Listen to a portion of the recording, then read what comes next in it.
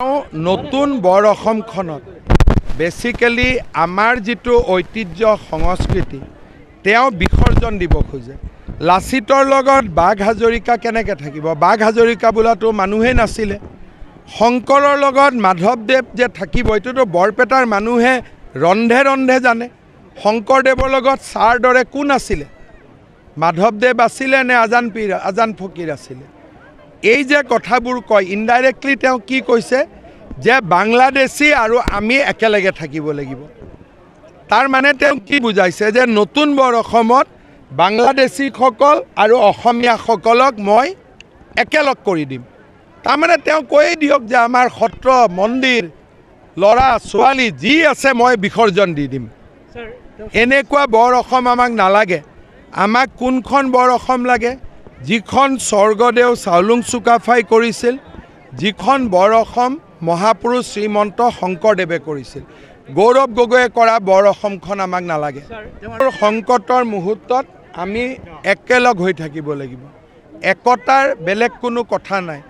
আজি যিটো কংগ্ৰেছে নতুন বৰ অসমৰ কথা কৈছে সি আমাৰ কাৰণে এটা ডাঙৰ প্ৰত্যাহ্বান যে এতিয়া অসমত শংকৰদেৱ নচলে, অসমত এতিয়া চাওলুং চুকাফা নচলে, এতিয়া অসমত বাংলাদেশী মূলৰ মানুহৰ শাসন চলিব। নতুন বৰ অসমখনত বেসিক্যালি আমাৰ যিটো ঐতিহ্য সংস্কৃতি বিসৰ্জন দিব খোজে। লাচিতৰ লগত বাঘ হাজৰিকা কেনেকৈ থাকিব? বাঘ হাজৰিকা বোলাটো মানুহেই নাছিলে। শংকৰৰ লগত মাধৱদেৱ যে থাকিব এইটোতো বৰপেটাৰ মানুহে ৰন্ধে ৰন্ধে জানে। শংকৰদেৱৰ লগত ছাৰ দৰে কোন আছিলে? মাধৱদেৱ আছিলে নে আজান ফকীৰ আছিলে? এই যে কথাবোৰ কয় ইনডাইৰেক্টলি কি কৈছে যে বাংলাদেশী আৰু আমি একেলগে থাকিব লাগিব। তাৰ মানে কি বুজাইছে যে নতুন বৰ অসমত বাংলাদেশীসকল আৰু অসমীয়াসকলক মই একেলগ কৰি দিম। তাৰমানে কৈয়ে দিয়ক যে আমাৰ সত্ৰ মন্দিৰ ল'ৰা ছোৱালী যি আছে মই বিসৰ্জন দি দিম। এনেকুৱা বৰ অসম আমাক নালাগে। আমাক কোনখন বৰ অসম লাগে?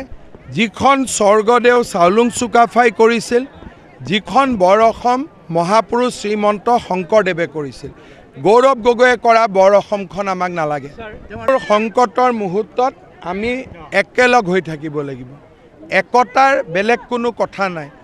আজি যিটো কংগ্ৰেছে নতুন বৰ অসমৰ কথা কৈছে সি আমাৰ কাৰণে এটা ডাঙৰ প্ৰত্যাহ্বান যে এতিয়া অসমত শংকৰদেৱ নচলে, অসমত এতিয়া চাওলুং চুকাফা নচলে, এতিয়া অসমত বাংলাদেশী মূলৰ মানুহৰ শাসন চলিব।